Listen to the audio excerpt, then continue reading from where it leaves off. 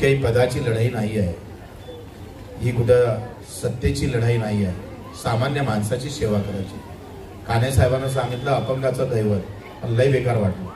तुम्ही अपंगाचा सेवक म्हणा, बच्चू कडू आवाळ्यात गेल्यासारखं वाटत. एवढी मोठी दैवाची उपमा दिली तर माझं काही खरं नाही आहे.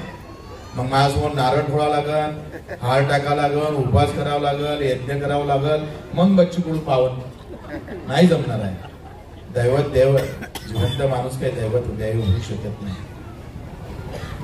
त्या देवाची कृपा असावी म्हणूनच आम्ही अपंगाची सेवा करतो आणि ते देव म्हणून करतोय. लक्षात, त्याच्या देव पाहून आम्ही ती सेवा करतो आणि याच्यात कुठलाही स्वार्थ नाही. फक्त अभिमान एवढाच आहे का आम्ही दिव्यांगासाठी बच्चू कडूवर 50-60 गुन्हे दाखल झाले, याचा बच्चू कडूला अभिमान आहे. तो नेहमी सांगत राहील. हे आम्हाला करता आलं, हे आमचं भाग्यच आहे असं समजा. आणि हे भाग्य घेऊन आम्ही पुन्हा अधिक लोकांचे काम करायचे आहे.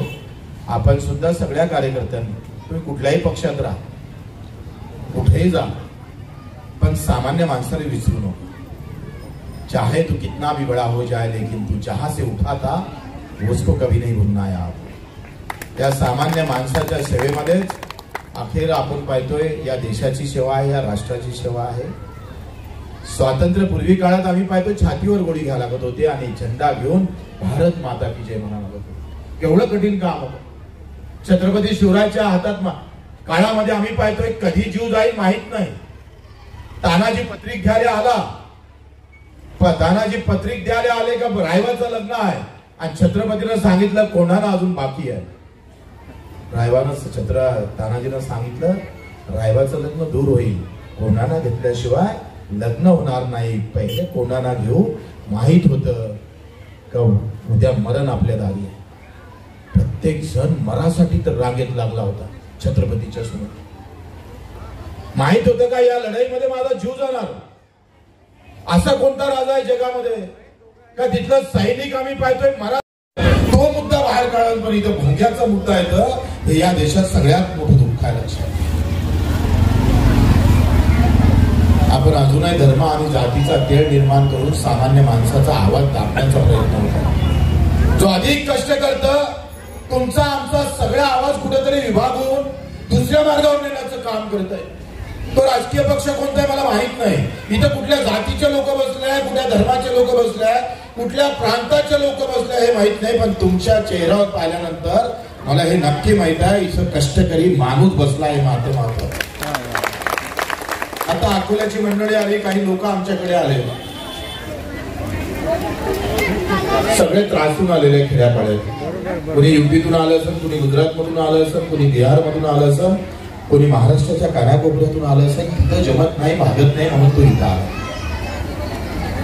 कोणाला घर सोडा वाटतं, गाव सोडायला वाटतं, पण पोटाचं थरडं तिथं भरत नाही म्हणून आपण मुंबईची वाट पकडली. आणि मुंबईत काय पाहिलं तर 50-60 वर्षामध्ये झोपडीचं रूपांतर बंगल्यात होत नाही. त्याची अजूनही पाहतोय हॉस्पिटलची व्यवस्था. मुंबई जरी असली, राजधानी असली, तर तिथं किती चिवचिव आहे आपल्या दुसऱ्यांना माहिती आहे. देशामध्ये 2-3 गोष्टी महत्वाच्या. एक तर एज्युकेशन सगळ्यांना समान घेतलं पाहिजे. आरोग्य सेवा जे आमदाराला, खासदाराला भेटत असेल, कलेक्टरला भेटत असेल, तो मत मारणाऱ्याला सुद्धा त्याच ताकदीची भेटली पाहिजे. या विचाराची गरज लढाई, या मुद्द्यावर आम्हाला लढाई करावं लागणार आहे.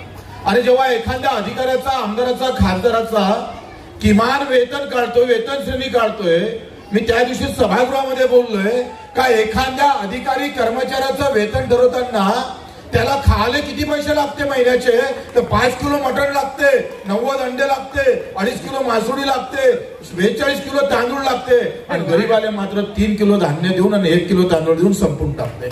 असं होणार कुठली विषमता आहे. आमचे नेते मंडळी याच्यावर बोलायला तयार नाही, पक्ष बोलायला तयार नाही. त्याला माहित आहे हा मुद्दा किती काय लोकांना समजून सांगितला तर ते भडकत नाही, त्यांचे माथे भडकत नाही. मुद्दा कुठल्या मुद्द्यावर भडकतं. मुस्लिम खतरे में है, हिंदू खतरे में है. धर्म खतऱ्यात टाकला, जात खतऱ्यात टाकला. मी मराठी, तू हिंदी भाषिक असं म्हटलं का लोक फळफळ पेटायला लागतं. न पेटत कोणी मराठी म्हणून पेटत असेल, कोणी हिंदी म्हणून पेटत असेल, कोणी हिंदू म्हणून पेटत असेल, कोणी आम्ही पाहतोय मुसलमान म्हणून पेटत असेल, बौद्ध म्हणून पेटत असेल. मित्र हो, जात आणि धर्म प्रांत म्हणून पेटण्याची गरज नाही. ज्याचे कष्ट अधिक आहे तो खऱ्या अर्थानं पेटून उठला पाहिजे आणि जो हरामीनं जगतं त्याच्या विरोधात आवाज उठवला पाहिजे. आमची ही लढाई बदलून टाकली आहे, आमची दिशाच बदलवली. सोपा आहे धर्माच्या नावानं लोकांना पेटवणं, पण 3.5 लाख शेतकऱ्याच्या आत्महत्या झाल्या. लोक पेटून पेटत नाही. ज्याला 2 पाय नाही, चालता येत नाही, त्याचे दुःख काय असणार? ज्यांना 2 डोळे नाही त्यांना आपली मायेचा चेहरा सुद्धा पाहायला नसणार. कायले सडक म्हणते कसा प्रकाश आहे, कायले झाड म्हणतं सूर्याचे किरण कसे असतं. अंधारण रात्र माहित नाही, त्याला 2 डोळे नाही, त्याचे दुःख तुम्ही पाहिले? काय दुःख असणार त्याचं? एखाद्याला 2 पाय नसताना कशा अडथळे दूर करून त्याला जगावं लागतं, हे अजूनही सरकारनं पाहिजे त्या पद्धतीनं डोक्यात घेतलं नाही. आम्हाला उलट बदनाम केलं. गुवाहाटीला गेला म्हणून खोके घेऊन आला. होय, आम्हाला बदनाम केलं तरी चालन, पण गुवाहाटीला गेलो म्हणून दिव्यांग मंत्रालय आमच्या नशिबी आलं. त्या एकनाथ शिंदे साहेबांचा खऱ्या अर्थानं आम्ही आभार मानतो, त्यांना धन्यवाद देतो. आम्ही जाताना सांगितलं का जगातलं पहिलं मंत्रालय देशाच्या कुठल्याही कानाकोपऱ्यात झाला नाही पाहिजे. ज्या देशामध्ये आम्ही पाहतोय संत तुकारामानं एक अभंग गायला, जे का रंजले गांजले त्यासी म्हणे जो आपुले तोची साधू ओळखावा, देव त्याशी जाणावा. मंदिरात मस्जिदीत जाऊन देव भेटत नाही, तर जो दुखी आहे, जो खऱ्या अर्थानं कष्टकरी आहे, ज्याच्या वेदना अधिक आहे, त्याच्या पायथ्याशी जावं, त्याची सेवा करावी, हे संत तुकारामानं सांगितलं. त्याच महाराष्ट्रानं दिव्यांग मंत्रालय अख्ख्या जगाला दिलं. याचा अभिमान आम्हाला खऱ्या अर्थानं आहे.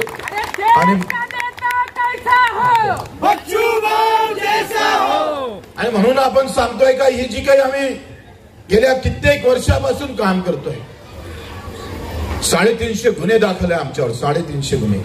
एकही गुन्हा बच्चूकडूच्या स्वतःसाठी नाही. कधी दिव्यांगाचा निधी खर्च केला नाही म्हणून 2 कानपडीत मारण्याचं काम केलं, आणि शेतकऱ्याला हमीभाव दिला नाही म्हणून आम्ही मोदी साहेबांच्या गावापर्यंत थेट जाऊन पोहोचलो. आपण लक्षात घ्या का कष्टकरी कामकरी लोकांच्या बाजूने उभं राहणं फार कठीण आहे. मी जातीच्या नावानं जर उभं राहिलो असतो ना, एखाद्या जातीचा प्रश्न घेऊन जर आलो असतो ना, तर इथं गर्दी कमी पडली असती, जागा कमी पडली असती. पण हक्काची लढाई संपली आणि जिथं मुद्दा नाही, बगैर मुद्द्याची लढाई मात्र मोठी होत चालली आहे. तुमच्या आमच्या डोक्यामध्ये धर्म आणि जात एवढी टाकून दिली का आमची कष्टाची लढाई संपूनच गेली. 300 रुपये मजुरी, 400 रुपये मजुरीनं पोट भरतं.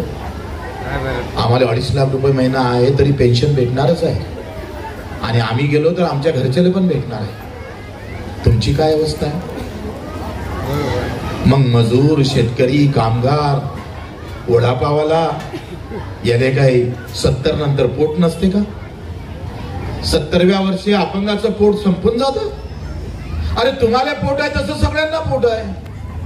तुम्हाला जर बगर पगारी पेन्शन जर 1 लाख रुपये महिना भेटत असेल रिटायरचा, तर आम्हाला 5 ते 10 हजार तर द्यावं लागेल का नाही? आमदार खासदाराला 3 लाख रुपये पगार असेल आणि अपंगाला 1500 देत असेल तर त्याचा विरोध करावाच लागणार आहे.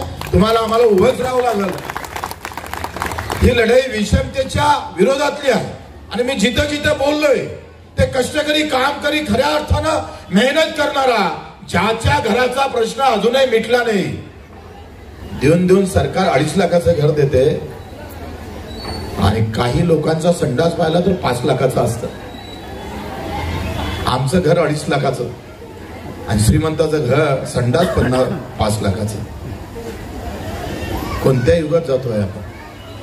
आता शहीद दिन आपण चांगला गेला. भगतसिंगानं सांगितलं, आजादी खाली तिरंगा बदलने से तिरंगा लगाने से नहीं होगा. तो आजादी जिस दिन हमारे गरीब के घर जाकर वहां उजाला करेंगी तब आजादी मिलेंगे, ऐसे हम समझे. मित्र, या अशा महत्वाच्या मुद्द्यासाठी आम्हाला लढायचं आहे. सामान्य माणसाच्या खिशात 1 खडकू सुद्धा त्याच्या खिशातून न घेता, गरीबाच्या खिशाला कुठेही हात न लावता ही लढाई जिंकायची आहे. आम्ही दिव्यांगाची लढाई जिंकलो आहे. आणि दिव्यांग मंत्रालय जगातलं पहिलं इथं निर्माण केलं. आमच्याजवळ संख्या किती होती आम्ही कधीच पाहिलं नाही, पण आमच्यावर गुन्हेच एवढे दाखल झाले, 350 गुन्हे. इथून जर आम्ही पाहतोय 2 वर्षात सगळे रिझल्ट जेव्हा हाती येईल ना मेहता साहेब, तेव्हा आमचं इथचं पुढचं आयुष्य जेलात राहील की काय अशी अवस्था आहे. 4 कोर्टानं, कधी एका कोर्टानं 8 महिन्याची सजा सुनावली, दुसऱ्या कोर्टानं 2 महिन्याची, तिसऱ्या कोर्टानं आम्ही पाहतोय 7 महिन्याची, दुसऱ्या कोर्टानं 2 वर्षाची सजा सुनावली अलग अलग केसमध्ये. नाही तर माझंही सभासत्व केलं राहुल गांधी.